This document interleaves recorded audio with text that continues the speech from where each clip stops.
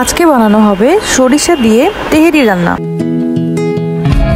আর তেহেরি রান্না করার জন্য প্রথমে মাংসগুলো ছোট ছোট করে কেটে সরিষার তেল দিয়ে ভালো করে ম্যারিনেট করে তারপর এই প্রসেসে ভেজে নিতে হবে। অ্যান্ড হয়ে যাওয়ার পর যখন এটা মোটামুটি কুক হয়ে গিয়েছিল তখন মাংসগুলো আলাদাভাবে উঠিয়ে রেখেছিলাম।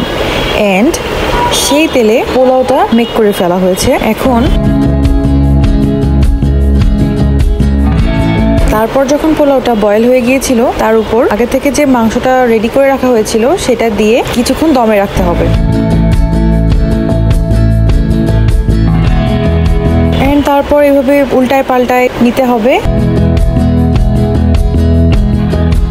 তেহেরি রান্না কার কার পছন্দ আমাকে বলো। যারা তেহেরি লাভার তারা কমেন্ট করেন। আমার কিন্তু তেহেরি একদম ভালো লাগে না, তারপরেও আজকে ট্রাই করেছি।